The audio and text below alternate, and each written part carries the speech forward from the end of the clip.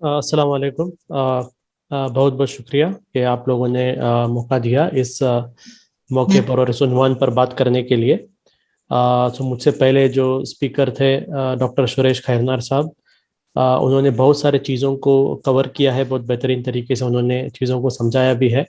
उनका भी शुक्रिया अदा करता हूँ। और उन्हीं चीज़ों को मैं थोड़े एक दूसरे तरीके से आप लोगों के सामने मैं एक रखना चाहता हूँ।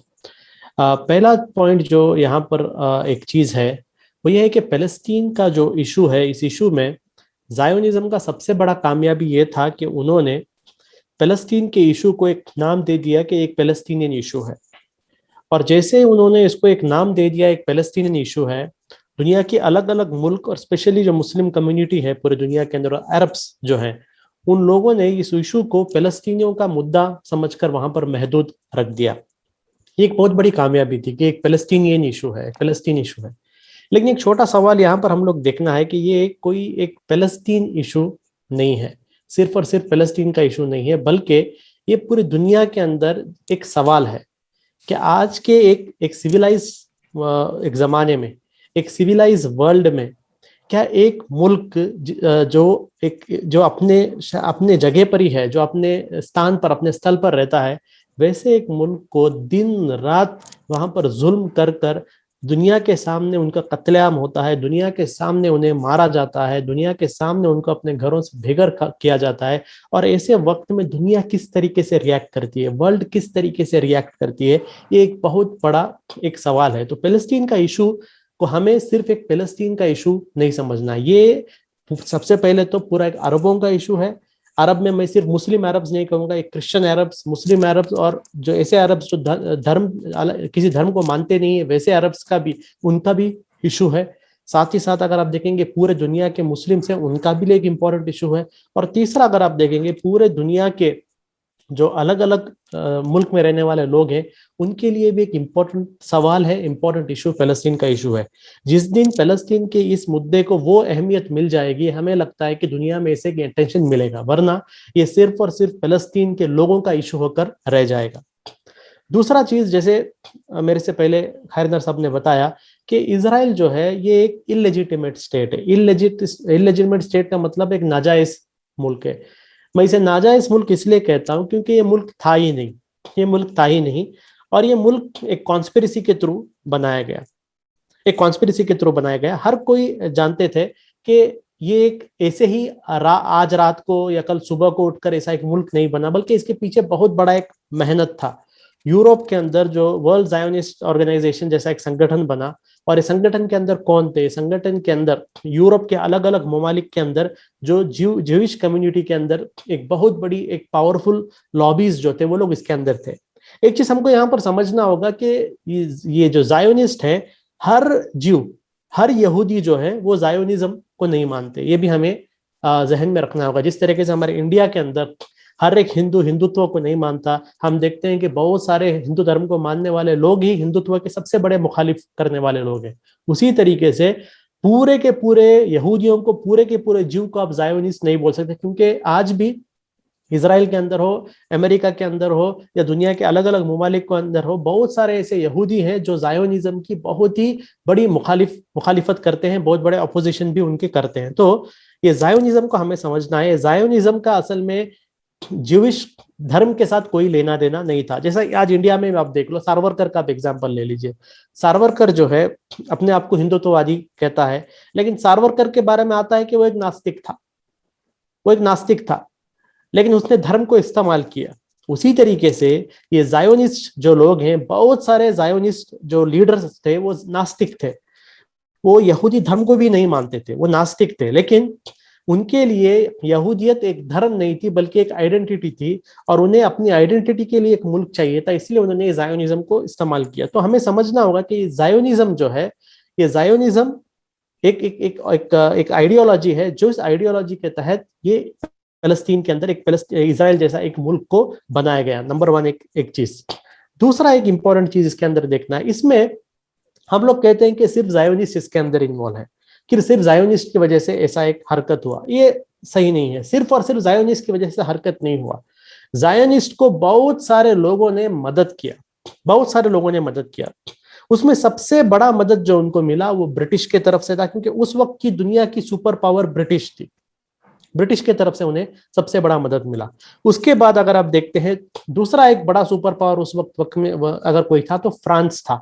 तो इसमें अगर आप देखेंगे दो तीन इंपॉर्टेंट डॉक्यूमेंट्स हैं जो आज भी अवेलेबल है। उसमें जो खैरनार साहब ने बताया, बाल्फर डिक्लेरेशन के बारे में बताया, जो एक सीक्रेट एक एग्रीमेंट किया गया था, जिसमें जायोनिस्ट के साथ ब्रिटिश जो उस वक्त की जो मिनिस्टर्स थे, उन्होंने ये एग्रीमेंट किया था कि हम आपको एक मुल्क बना के देंगे। उसी तरीके से इंग्लैंड और फ्रांस के बीच में एक साइक्स-पिकोट एक्ट भी हुआ था। ये क्या था कि इसमें इन्होंने पहले ही फर्स्ट वर्ल्ड वॉर के बाद हम पूरे के पूरे मिडल ईस्ट को किस तरीके से आपस में बांट के खाएंगे, इसके बारे में उन्होंने एक प्लान बना दिया था कि सीरिया, कहां से कहां सीरिया होगा, कहां से कहां जॉर्डान होगा, कहां से कहां लेबनान होगा। आप जो ओटोमन एम्पायर है, जो तुर्की की जो उस्मानी खिलाफत थी, उस्मान एम्पायर थी, उस उस्मानी खिलाफत को किस तरीके से टुकड़े टुकड़े कर कर कर आप अलग अलग मुल्क बनाएंगे और कौन सा मुल्क किसके पास रहेगा, ये भी पहले से ही डिसाइड हो गया था। ऐसा नहीं है कि जंग के बाद डिसाइड हुआ, पहले ही डिसाइड हो गया था। वो तो उसके बाद रशिया में लेनिन ने इसको एक्सपोज किया था, लेकिन पहले से एक्सपोज हो गया था। तो एक इसमें इंपॉर्टेंट जो एक पात्र है, बहुत बड़ा इंपॉर्टेंट एक रोल है, वो अंग्रेजों का है। उन्होंने एक तरफ से आप देखते हैं अंग्रेजों का अरबों के साथ, खासकर जो हिजाज में रहने वाले जो अरब थे, हुसैन शरीफ और उनके बेटे फैसल, इनके साथ जो ब्रिटिश की एक एक एक एक डीलिंग चल रही थी, और इंडिया उनको एक धोखा दिया गया था ये बताकर कि अगर आप हमें मदद करोगे तुर्कों के खिलाफ लड़ने के लिए, तो हम आपको एक अरब मुल्क बना के देंगे। यानी हर वो जगह जहां पर अरबी जबान बात होती है वो सबको एक कंट्री बनाया जाएगा। इस तरीके का एक ओरल एक वादा किया गया था। लेकिन उसके पीछे यही ब्रिटिश और यही फ्रेंच ने क्या कर दिया था, दूसरा एक प्लान ज़ायोनिस्ट यहूदियों के साथ कर दिया था कि हम आपको भी एक मुल्क बनाएंगे। तो यहाँ पर एक डबल स्टैंडर्ड आप लोग देखते हैं एक चीज। और ये देखिए ब्रिटिश भी जो था, आप ये मत समझिए ये कंप्लीट एक पॉलिटिकल डिसीजन था। आप लोग जानते होंगे, बहुत सारे लोग, एक क्रूसेड्स युद्ध चले थे। क्रूसेड्स युद्ध का मतलब था यूरोप के अंदर जो है धर्म के नाम पर एक होली वॉल किया गया था जेरूसलम और कॉन्स्टेंटिनोपल को कैप्चर करने के लिए। कॉन्स्टेंटिनोपल मतलब अभी का इस्तांबुल को कैप्चर करने के लिए, और जेरूसलम को उन्होंने कब्जा भी किया था। 90 साल तक जेरूसलम उनके कंट्रोल में था, जो क्रूसेडर्स थे उनके कंट्रोल में था। 90 साल के बाद हम देखते हैं कि सुल्तान सलाहुद्दीन अयूबी नाम के एक बहुत बड़े लीडर ने उस जेरूसलम को आजाद कराया था। अब सलाहुद्दीन जो है हमेशा से ही यूरोप के सबसे बड़े एक दुश्मन थे। इसलिए आपको याद रहना चाहिए कि जब 1917 में जब फिलिस्तीन को अंग्रेजों ने जीत लिया, जब अंग्रेजों की आर्मी, जनरल एलएनबी की आर्मी जब फिलिस्तीन को पहुंची, जेरूसलम को पहुंची, जेरूसलम को पहुंचने के बाद जब वहां पर प्रेस के साथ जब बात किया जनरल एलएनबी ने, उन्होंने अपने प्रेस के स्टेटमेंट में ये कहा कि आज क्रूसेड आखिरकार खत्म हुए। यानी क्रूसेड तो ऑलमोस्ट 500 साल या उससे पहले खत्म हो गए थे, ऑलमोस्ट 800 साल पहले खत्म हो गए थे क्रूसेड। लेकिन 800 साल पहले खत्म हो गए थे, लेकिन फिर भी आप देखिए यूरोप के अंदर अभी भी था कि जब तक हम जेरूसलम, जब तक हम फिलिस्तीन वापस मुसलमानों के पास से छीन के नहीं लेंगे, तब तक हम लोग, हमारा क्रूसेड खत्म नहीं होगा। तो ये हमेशा से यूरोप के दिमाग के अंदर ये एक नफरत था कि उन्हें फिलिस्तीन को वापस जीतना था मुसलमानों से। दूसरा एग्जाम्पल आप ले लीजिए, जो फ्रांस के जो एक जनरल थे उसी वक्त में, हेनरी गोराज जिनका नाम था, जिनकी फ्रेंच आर्मी दमास्कस जीती। यानी ब्रिटिश आर्मी ने फिलिस्तीन जेरूसलम को जीत लिया और फ्रेंच आर्मी जब दमास्कस को पहुंची, यानी सीरिया को पहुंची, दमास्कस में जाकर उन्होंने क्या किया, दमास्कस में जाकर हेनरी गोराड ने जाकर सुल्तान सलाहुद्दीन अय्यूबी की जो कब्र है उस कब्र को लात मार के कहा कि सलाहुद्दीन हम लोग वापिस आ गए हैं, सलाहुद्दीन उठो हम वापिस आ गए हैं। इसका मैं दो एग्जांपल का मतलब ये है, ऐसा मत समझिए कि एक ब्रिटिश का पॉलिटिकल डिसीजन था, पॉलिटिकल था ही, साथ ही साथ वो हजारों सालों से जो एक अरबों के खिलाफ, मुसलमानों के खिलाफ जो एक नफरत था जेरूसलम हारने की वजह से, वो नफरत का इजहार भी उन्होंने किया। और तीसरा एक इंपॉर्टेंट पॉइंट है, ये भी हमें नहीं भूलना चाहिए, वो ये है कि इसमें अरब्स भी इन्वॉल्व थे। जो आर्मी, जो ब्रिटिश की आर्मी जाकर, ब्रिटिश की जो आर्मी जाकर फिलिस्तीन को जीतती है, उस ब्रिटिश आर्मी के अंदर कौन थे, उस ब्रिटिश आर्मी के अंदर अरब्स भी थे। वो ब्रिटिश आर्मी के अंदर मुस्लिम अरब्स भी थे। जो ब्रिटिश आर्मी दमास्कस को जाकर दमास्कस जीतती है, उस आर्मी के अंदर कौन थे, उस आर्मी के अंदर अरब्स भी थे। यानी अरबों ने भी ब्रिटिशों का साथ दिया उस वक्त में, एक धोखे के सिलसिले में, मतलब इतने बेवकूफ थे कि समझ रहे थे कि इनको अंग्रेज एक मुल्क बना के देंगे। लेकिन आगे हमने देखा अंग्रेज ने क्या किया। अंग्रेज को असल में चाहिए था, और यूरोपियन पावर्स को असल में एक नया मिडिल ईस्ट बनाना था, उन्हें एक नया मिडिल ईस्ट बनाना था। इसलिए अगर आप पूरी दुनिया का मैप देखेंगे, हमारे इंडिया का मैप आप लोग देख लीजिए, हमारे इंडिया का मैप कैसा है, आपको उसमें बहुत कर्व नजर आ जाएंगे, बहुत ही टेढ़े मेढ़े बॉर्डर्स नजर आ जाएंगे। लेकिन आप मिडिल ईस्ट के लोगों का मैप देखिए, आप मिडिल ईस्ट का मैप देखिए, ऐसा लगता है कि दो लोगों ने बैठकर हाथ में एक रूलर लेकर पेंसिल लेकर बनाया, यानी पूरे स्ट्रेट स्ट्रेट लाइंस। ये पूरे जो है असल में एक ही मुल्क थे, एक ही प्रोविंस थे। इस प्रोविंसेस को जो है आप ये ले लो, आप ये ले लो, मैं फ्रांस को ये दे दूंगा, इनको ये दे दूंगा, और पैलेस्टीन अपने लिए रख दूंगा, ऐसा नाम का एक एक एक एक, एक बंटवारा किया गया। और बंटवारा भी इस तरीके से किया गया कि पैलेस्टीन को ब्रिटिश के कंट्रोल में रखा गया, ताकि जो इससे पहले बाल्फोर डिक्लेरेशन एग्रीमेंट किया गया था उसके तहत पूरे यूरोप से यहूदियों को लाकर उधर जबरदस्ती बसाया जाए। ये गलत फहमी में मत रही है कि यहूदी जो है हिटलर के हमले के बाद यहां पर आए, ये गलत है, ऐसा नहीं है। मुझसे पहले सुरेश करना साहब ने ये भी क्लैरिटी दिया है कि 1917 से ही यहूदी वहां पर आना शुरू कर दिए थे। हम देखते हैं कि हिटलर का उरूज जो है 1930 के बाद हुआ। तो ऐसा गलतफहमी में मत रही है, जो गलतफहमी फैलाई जाती है कि यूरोप के अंदर हिटलर ने और मसूलनी ने जो यहूदियों के साथ जुल्म किया इसलिए यहूदी भाग के आए, ये गलतफहमी है।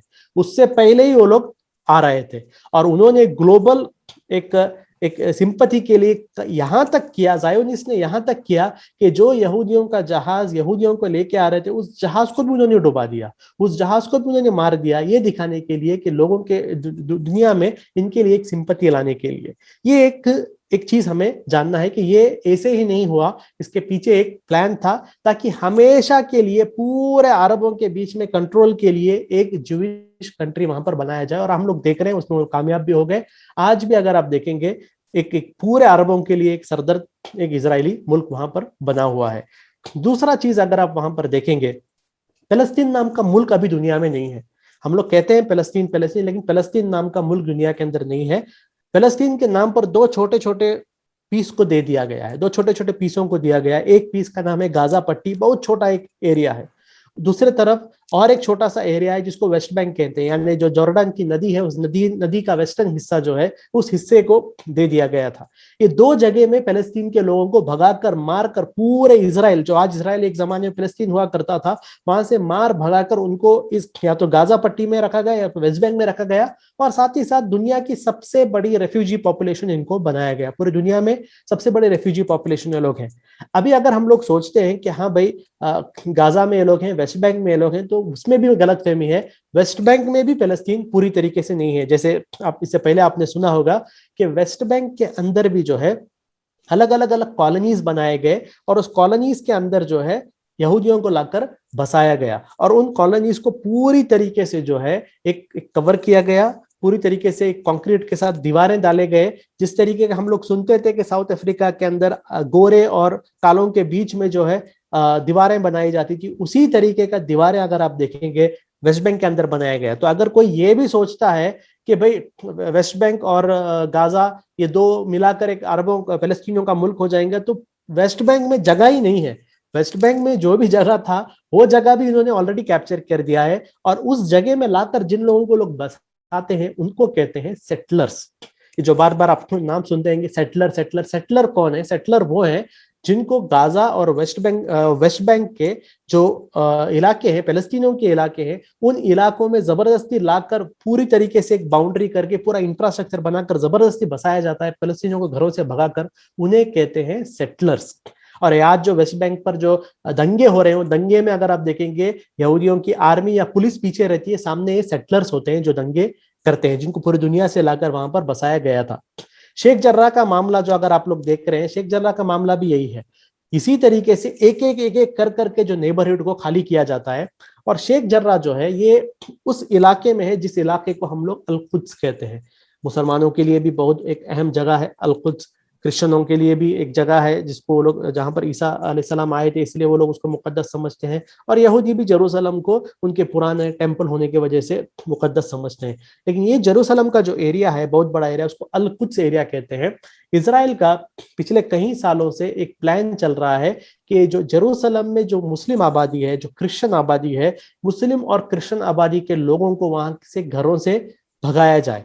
तो हम लोग तो न्यूज में सिर्फ मुसलमानों का सुनते हैं, वो गलत फहमी है आपका। सिर्फ मुसलमानों को प्रॉब्लम नहीं है, अरब क्रिश्चियंस को भी बहुत प्रॉब्लम वहां पर किया जा रहा है, सिर्फ और सिर्फ इसलिए क्योंकि वो लोग एक अरब्स हैं और वो लोग क्रिश्चियंस हैं, और पूरी दुनिया भी उसमें खामोश है। ये जो बड़े बड़े मुल्क के लोग अपने आप क्रिश्चियन धर्म का बड़ा रखवाला कहते हैं, यूरोप के लोग, ये सारे क्रिश्चियन मुल्क भी खामोश हैं। जब फिलिस्तीन के अंदर क्रिश्चियन अरबों का कत्लेआम हो रहा है, क्रिश्चियन अरबों को उनके घरों से भगाया जा रहा है, क्रिश्चियनों के चर्चों पर हमला किया जा रहा है, उस वक्त पूरे दुनिया के क्रिश्चियन मुमालिक भी खामोश है। उसी तरीके से ये शेख जर्राह का एक सिमिलर एक सिचुएशन है, जहां पर अभी लोगों को, फैमिली को खाली किया जा रहा है, अलग अलग तरीके से खाली किया जा रहा है, कभी आर्म्स के थ्रू, कभी वेपन्स के थ्रू, कभी नया कानून बनाकर, या कभी कोर्ट में लेके जाकर कोर्ट में नए नए केसेस बनाकर इनको घरों से भगाया जा रहा है। और अभी जो शेख जर्राह का है उसको ऐसे ही कर रहे हैं, कोर्ट के थ्रू या लॉ के थ्रू किया जा रहा है। तो ये एक इशू को आप ऐसा मत समझिए शेख जर्राह में जो रहा है एक नया इशू है, ये हमेशा चल रहा था,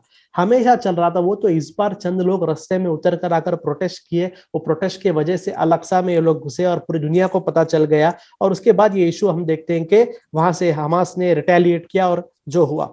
तो ये बहुत पुराना इशू है, ऐसा मत समझिए कि आज इतना दिन वो लोग सुकून में थे और 2-3 दिन से उन्हें प्रॉब्लम, ऐसा नहीं है। हमेशा, हर दिन, 1948 से लेकर आज तक, हर दिन या उससे पहले भी, अंग्रेजों के दौर पर भी, फिलिस्तीन के लोग हर दिन रात को सोने के वक्त ये सोचकर ये लोग सोते हैं कि सुबह को उनको उनके घरों में रहने दिया जाएगा या नहीं, उन्हें उनके घरों से बेघर किया जाएगा या नहीं। ये हमेशा चलने वाला चीज है, कभी भी बंद नहीं हुआ। हमें आज नजर आया है शेख जर्राह के एक इशू में, और बार बार ऐसे इशूज में नजर आते हैं। नेक्स्ट, इसमें एक इंपॉर्टेंट चीज क्या है, पूरी दुनिया का रवैया क्या है, ग्लोबल रवैया क्या है। पूरी दुनिया का रवैया अगर आप इसके अंदर देखेंगे, बहुत ही एक हिपोक्रेटिक नजरिया है। एक तरफ ऐसा ग्लोबल मीडिया के थ्रू ऐसा बताया गया है कि इजराइल विक्टिम है। वो तो अभी सोशल मीडिया होने की वजह से आपको असलियत पता चल रही है, लेकिन 20 साल पहले अगर आप देखते हैं, जब सोशल मीडिया नहीं होती है, आप अगर सिर्फ वेस्टर्न चैनल्स देखते हैं, आपको सिर्फ यही नजर आता है कि इजराइल विक्टिम है। आपको सिर्फ ऐसे इमेजेस नजर आएंगे जिसमें एक इजरायली औरत अपने बच्चे के कब्र पर रो रही है, इजरायली माँ रोई है। इसका मतलब क्या है, ये फिलिस्तीनी जो है जंगली हैं, एक नंबर के टेररिस्ट हैं, इन्होंने पूरी इजराइल का जीना हराम कर दिया है, सिर्फ यही नजर आता था। मतलब इजराइल को प्योरली जो है एक पॉजिटिव इमेज बताया गया था, और पैलेस्टीनियों को जो है एक नेगेटिव इमेज बनाया गया था।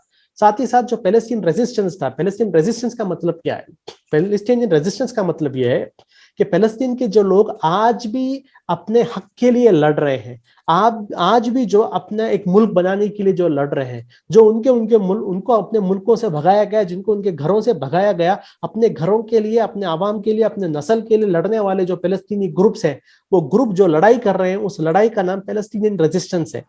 देखिए, बहुत इंडिया में बैठकर और दुनिया के अलग अलग जगहों में बैठकर बहुत आसानी से हम लोग कह सकते हैं, हाँ भाई आप लोग धरने में पर बैठो, पैलेस्तीन के लोग धरने पर बैठो, क्यों पैलेस्तीन के लोग लड़ रहे हैं, क्यों वो लोग रिएक्ट करते हैं।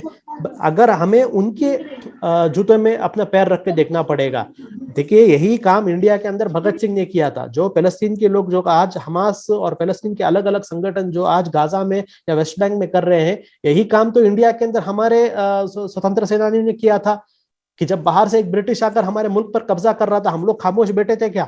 हम लोग नहीं लड़े क्या? 1857 में हम लोग नहीं लड़े क्या?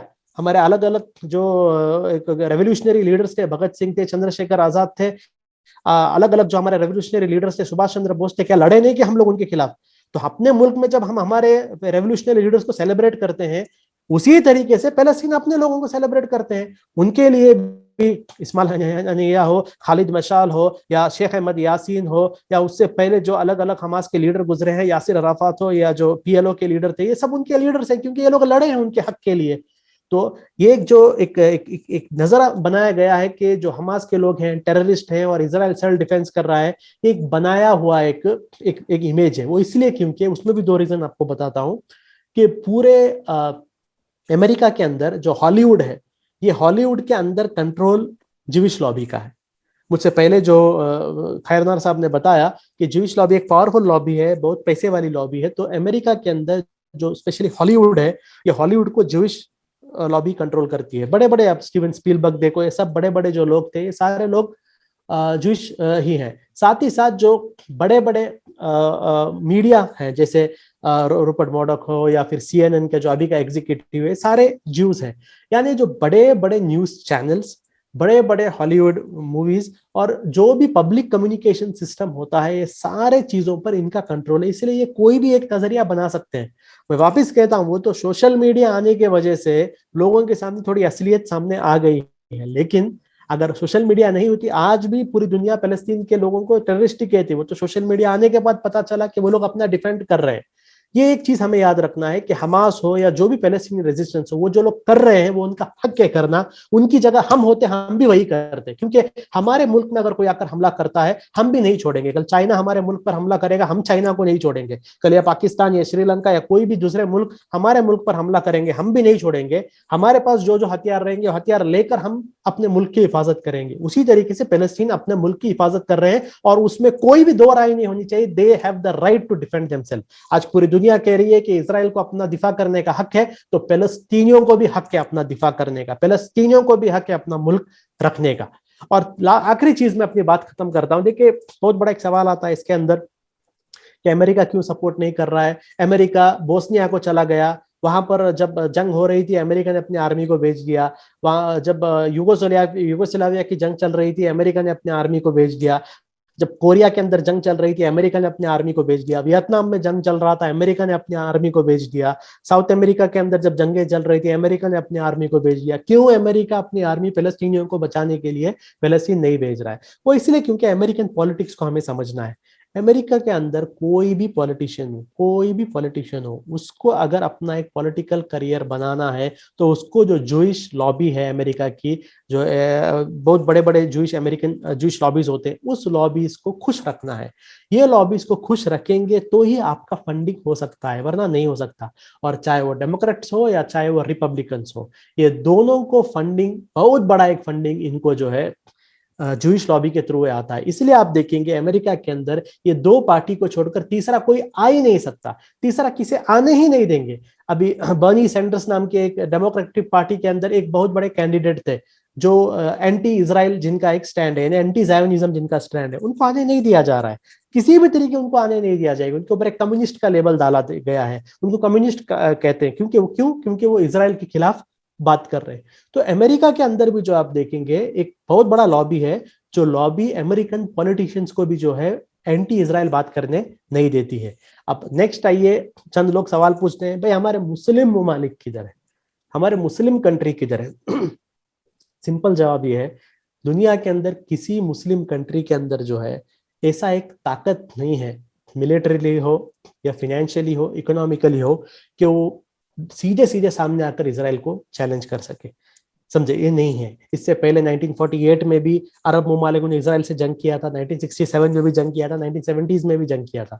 और तीनों बार जो था, जो पीछे से अमेरिका का जो सपोर्ट इन्हें मिलता है, इसराइल को जो वेपन्स इन्हें मिलते हैं, जो अमेरिका ने तो 1967 में तो हवाई से, आसमान से टैंक्स को उतारे थे। यानी इसराइल को जो वेपन्स चाहिए थे, वो वेपन्स के लिए आसमान से उन्होंने, अमेरिका ने अर्जेंटली टैंक्स को उतारे थे और पूरे वेपन सप्लाई इसराइल को कर दिए थे। तो ये जो एक बैकिंग है इसराइल को, ये अमेरिकन बैकिंग जो है, ये अमेरिकन बैकिंग की वजह से मुस्लिम ममालिक भी कुछ नहीं कर सकते। देखिए, मुस्लिम ममालिक स्पीचें कर सकेंगे, मुस्लिम बड़े बड़े लीडरान जो है, किसी भी मुल्क के हो, चाहे तुर्की के हो, ईरान के हो, किसी भी बड़े बड़े मुल्क के जो लीडरान हो, ये बड़े बड़े स्पीच कर सकेंगे, बड़े बड़े स्पीच करेंगे ये लोग, ये है वो है, लेकिन इनके पास से कुछ होने वाला नहीं। किसी के अंदर भी हिम्मत नहीं है गट्स लेकर, एक डिसीजन लेकर अपनी आर्मी को पैलेस्टीन को बचाने के लिए भेजे। कोई भी अपनी आर्मी को नहीं भेजेगा, सिर्फ स्टेटमेंट दे सकेंगे, प्रोटेस्ट करेंगे, यही करेंगे, कोई अपना आर्मी नहीं भेजेंगे। सबके पास आर्मीज हैं, सबके पास सब कुछ है, लेकिन कोई भी फलस्तीन के हिफाजत के लिए नहीं भेजेगा। वो इसलिए क्योंकि बैतुल मुकद्दस को बचाने की पूरी जिम्मेदारी फिलिस्तीनियों के सर पर डाल दी है। हालांकि बैतुल मुकद्दस को बचाने की जिम्मेदारी पूरे पूरे मुस्लिम ममालिकों के सर पर थी, लेकिन सिर्फ फिलिस्तीनियों के सिर पर डाल दिए। फिर भी हमें नाश करना है उन फिलिस्तीनियों पर, हमें नाश करना है उन फिलिस्तीनियों पर। इतनी छोटी सी एक कौम है, एक जेल में वो लोग रहते हैं, 24 घंटे उन पर सर्वेलेंस है, उन्हें कुछ भी फैसिलिटीज नहीं है। हर तरीके से उन्हें बर्बाद कर दिया गया है। इसके बावजूद भी वो लोग बैतुल मुकद्दस को नहीं छोड़ रहे। 2-3 दिन पहले एक औरत का एक इंटरव्यू आपने पढ़ा होगा, गाजा में बॉम्बिंग में उस औरत के 4 बच्चे मर गए, 4 जवान बच्चे मर गए। और उस औरत ने क्या कहा, बैतुल मुकद्दस के लिए मेरे 4 नहीं, मेरे और बेटे होते, उन और बेटों को भी मैं कुर्बान कर देती बैतुल मुकद्दस के लिए। तो ये पूरी दुनिया के मुसलमान जो करना है वो आज फलस्तीन के मुसलमान कर रहे हैं। हमारी लड़ाई वो लोग लड़ रहे हैं, बैतुल मुकद्दस की हिफाजत वो कर रहे हैं। हमारी जिम्मेदारी हम जिन जिन मुल्कों के अंदर हैं उन मुल्कों के अंदर हमें उनकी हक के लिए बात करना है। अपने मुल्क के अंदर उनकी जो जंग है उस जंग को जिंदा रखना है, उन्हें सपोर्ट करना है, ताकि आवाम को पता चले, आने वाली नस्लों को पता चले कि इसकी एक कौम फिलिस्तीन के अंदर थी जिस कौम ने मरते दम तक अपनी लड़ाई को नहीं छोड़ा। और उम्मीद इस बात की है, देखो उम्मीद इस बात की, ऐसा मत समझिए कि गाजा में मुसलमान फिलिस्तीनियों मर रहे हैं। गाजा में फिलिस्तीन शहीद हो रहे हैं, ये याद रखिए, वो शहीद हो रहे हैं, जो बच्चे मर रहे हैं शहीद हो रहे हैं। और इन्हें कामयाबी मिलने वाली, क्योंकि इससे पहले भी आपने देखा 2014 में भी इजराइल ने इन पर अटैक करते करते फाइनली इजराइल आ गया, घुटने पे आ गया और इनके पास एग्रीमेंट कर लिया, क्योंकि इजराइल बहुत ज्यादा देर तक लड़ नहीं सकता। बहुत ज्यादा अगर जंग चलेगा इजराइल की इकोनॉमी डाउन हो जाएगी। चंद लोग जो कह रहे हैं कि ये प्रोडक्ट बाइकआउट करो, ये आपके प्रोडक्ट बाइकआउट करने से कोई इजराइल को नुकसान होने वाला नहीं। आप पेप्सी कोला पीना बंद करोगे, इजराइल का कोई एक वेपन कम होने वाला नहीं है। ये सिर्फ हमारा एक सॉफ्ट एक्टिविज्म है, एक कंफर्ट जोन एक्टिविज्म है। लोगों को दूसरी राय हो सकती है, लेकिन इजराइल को असल प्रॉब्लम तब होता है जब इजराइल की इकोनॉमी डाउन होती है। इकोनॉमी कब डाउन होती है, इजराइल की टूरिज्म बंद हो जाती है। पूरी दुनिया की सबसे बड़े क्रिश्चियन टूरिज्म इजराइल है। इजराइल के जो मैन्युफैक्चरिंग इंडस्ट्री है, वो मैन्युफैक्चरिंग इंडस्ट्री जो एक्सपोर्ट होती है, एक्सपोर्ट्स जब बंद हो जाते हैं, जब ग्लोबल लोग इजराइल में बिजनेस के लिए आने के लिए बंद होते हैं, तब इजराइल की इकोनॉमी को प्रॉब्लम होता है। और हमास के लोग वही कर रहे हैं। हमास जो है ये जंग के थ्रू आज इजराइल के पिछले 7 दिनों से आप देखेंगे उनकी इकोनॉमी गिर गई है। और अगर ये 20-25 दिन इसी तरीके से इजराइल से लड़ते रहे हैं लोग, आप देखिए इजराइल वापस आएगा इजिप्ट के जरिए या अपने किसी अरब मुल्कों के जरिए आकर वापस हमास के पास ये लोग बातों के लिए आ जाएंगे। तो ऐसा मत समझिए कि फिलिस्तीन हार रहे हैं, फिलिस्तीनी जीत रहे हैं। हमास या दूसरे फिलिस्तीन के जो लोग जीत रहे हैं, क्योंकि इजराइल जलील हो रहा है। इजराइल जलील हो रहा है और ताकतवर ही जलील होता है। जो कम तादाद के लोग होते हैं वो कभी भी जलील नहीं होते, उन्हें इज्जत ही मिलता है। इंशाअल्लाह हमास को भी इज्जत मिलेगा, फिलिस्तीनियों को भी इज्जत मिलेगा। जैसे ये सेमिनार का जो थीम है कि इजराइल का जवाल होगा और फिलिस्तीन का उरूज होगा। शुक्रिया।